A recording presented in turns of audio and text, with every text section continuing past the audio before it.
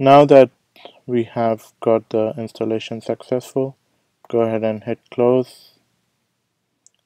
On Mac, it's asking me if I can move the installation file to trash. I'm just gonna click on keep, and let's go ahead and see if we can get to the localhost 8080. So the first thing that it's asking us to do is to set the admin password. So I'm gonna copy that location, and let me open up a new terminal window, and let me read the password. So it's saying permission denied because obviously it's sensitive. So I'm just gonna use my sudo access to read the password. Go ahead and paste it here and hit continue.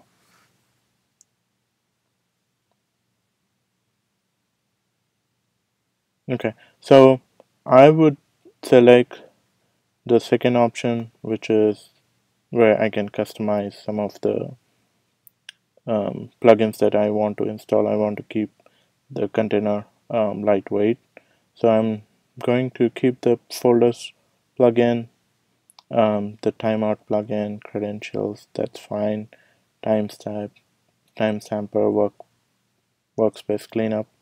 I don't need Ant because I don't have, we'll be using Maven primarily, and I'm not going to worry about Gradle for now. You can always go back and install the plugins that you need. We'll keep the pipeline, the GitHub plugins, and the Git plugin. Obviously, I don't need Subversion plugin. We're not going to use that, and we are not going to connect LDAP. I'm going to get rid of that, and we'll keep the mailer plugin for now. So let's go ahead and select those, and that should basically download all the plugins that it needs. And once it's downloaded, then we should be taken to the setup part of the Jenkins, and we should be done here pretty shortly.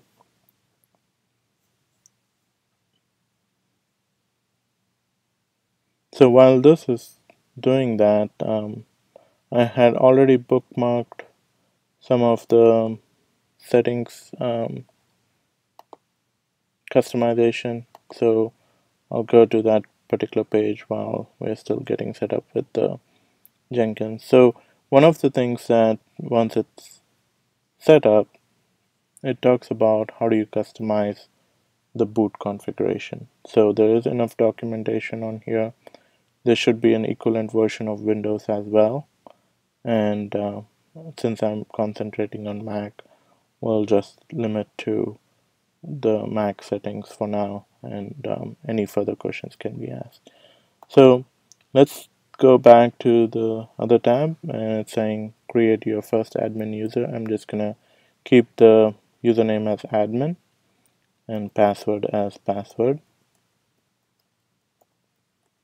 and just give it a name. I'm just gonna call it Jenkins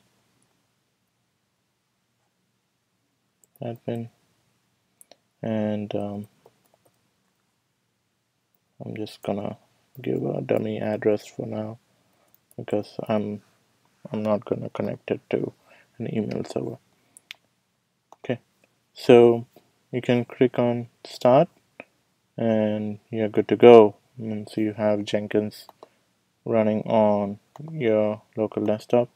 So the first thing, like I said earlier, we would need to customize the port that it runs on so that we could use 8080 for our app server, which is Tomcat as well.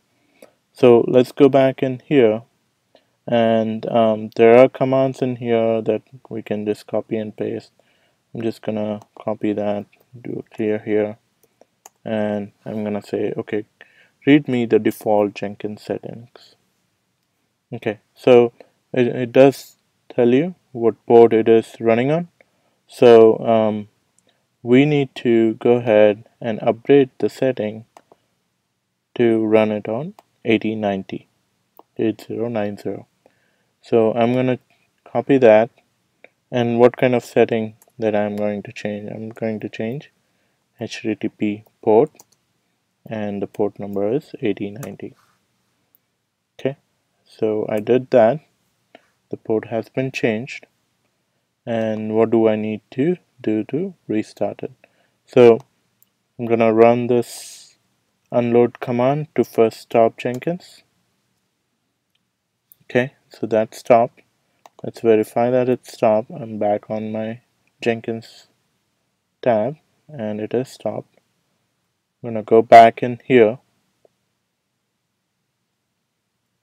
and I'm going to load the Jenkins. And let's go back here. It should still not be working, right? Because we just changed the port. So let's see if the change to the port works. So I changed the port to 8090 and seems like that is working, right? So let's go ahead and log in, admin and password.